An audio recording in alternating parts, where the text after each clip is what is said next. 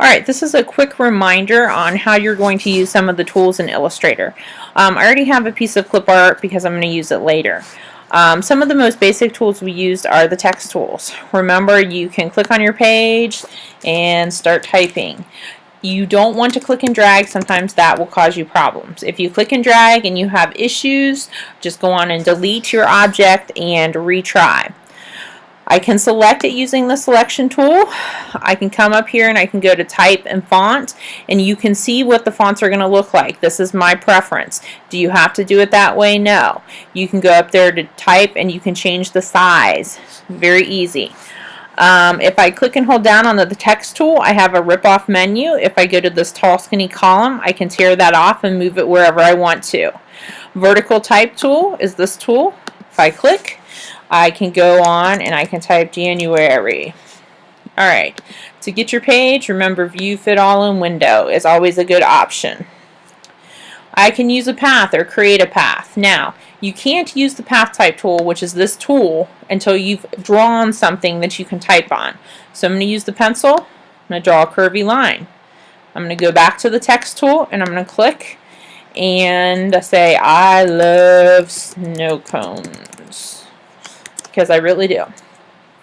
So those are most of the text tools. Remember, we have a fill and a stroke with every object. In order to change something, you have to select the object, whether it's clip art, words, or pictures. So I've selected my name. Remember, I have my fill and my stroke palettes over here. Right now, it has a black fill. I have my swatches palette. In case you've forgotten, the way that you open the swatches palette is to go to Window. I'm going to scroll down, Swatch Libraries. I always choose default swatches and print, but you may choose whatever you're comfortable with. If I want to change it to have a yellow outline with a pink fill, I have to make sure that I have the correct one chosen. So if I want to change the outline first, I have to bring the outline or stroke rectangle to the front. While I have it selected, I'll click yellow. If I want to change the fill to, I think I said pink, then I can go on and change it. If you can't see the stroke, it could just be that it's too thin. You may need to zoom in on it. I can always go up here to the word stroke and I can change how thick it is. And I can make it so thick that it won't work the way that I want it to. Alright, shape tools. Should be pretty easy for you. If you click and hold down on the rectangle, you'll be able to see several different shapes. Also, if you haven't saved by this point on your exam, you should have already done so. Rectangle. Click and drag. Rectangle with rounded edges. The ellipse tool is what you're going to use to draw circles. So I'm going to change the colors just so that it'll be a little bit interesting. I'm sure I'm saying quite a bit, so hopefully you'll be able to forgive me. The polygon tool. In order to make a polygon, you select it and you click, and it should ask you the number of sides. If you want a triangle, you're going to change it to 3 sides. And then you can go on and click OK. Remember, you are capable of scaling this. I can simply select the object and click and drag, or I can use the scale tool. So if I select the rectangle, I can come over here and double click quickly on the scale tool. 9 times out of 10, you're going to want to make sure uniform is selected. If you want to make something larger, you have to choose a number 101 or larger. So if I want it twice as big, I'd hit 200%. If you want to make something smaller, you double click on the scale tool, you'll select uniform. If I want to make it half as big, I would type in 50%. Then go on and click OK. Now, clip art. It will not allow me to show you, because I'm remotely accessing the network, how you're going to open clip art. I'm going to go through the basic process. You will go to File and Open. Alright, over here underneath Shared, you're going to see the option of HS Apples. You should see a list under HS Apples of clip art, common folder, scanner folder, and several other things. You have to choose the clip art folder. Understand, I know that mine does not say clip art right now because it is not making it available to me, but that's how you will open clip art. I do have my dog already open so that I can show you how you're going to work with clip art. You want to select clip art, by clicking and dragging across. Now, this is the thing you need to remember. Your clip art is going to show up on another page. Remember, if you already have things on your page, whether it's a card or design, you're going to have to copy it from that page and paste it on this page. So don't expect it to show up on the page that you're already working on.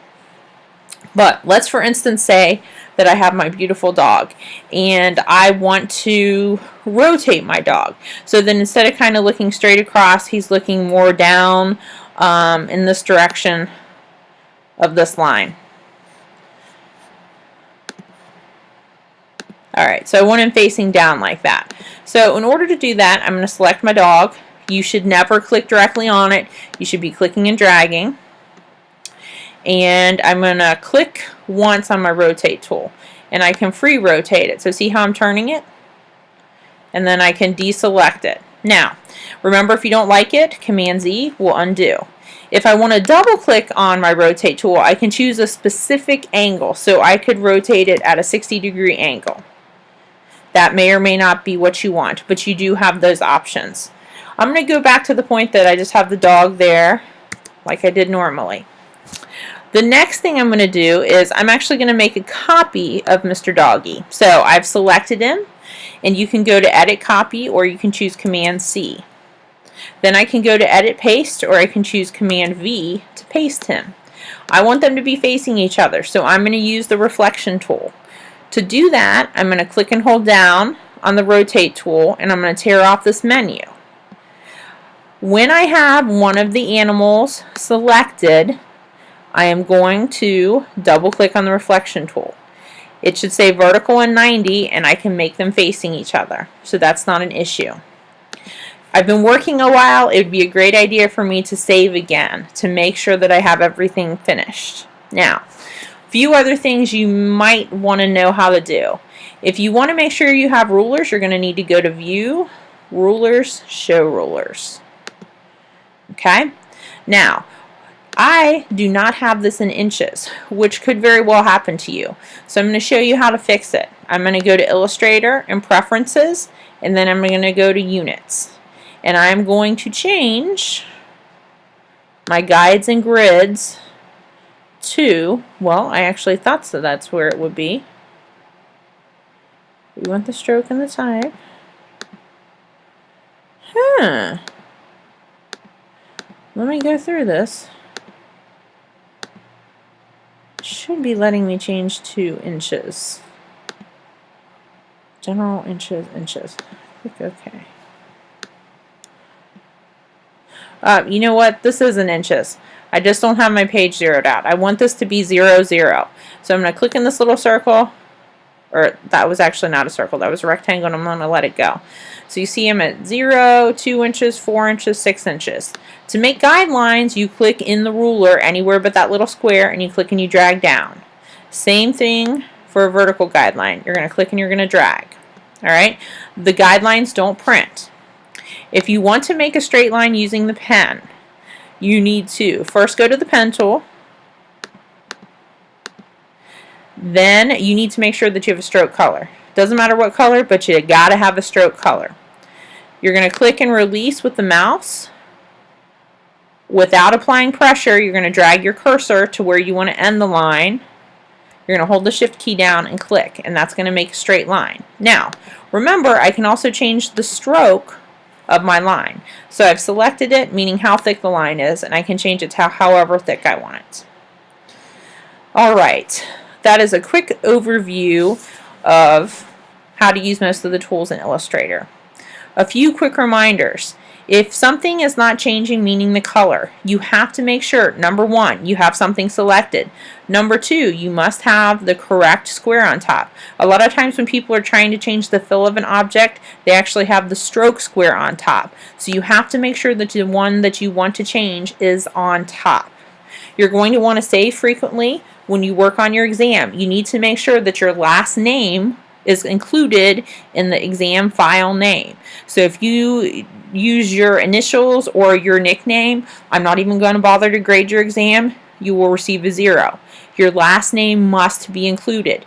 You need to save frequently. That is your responsibility.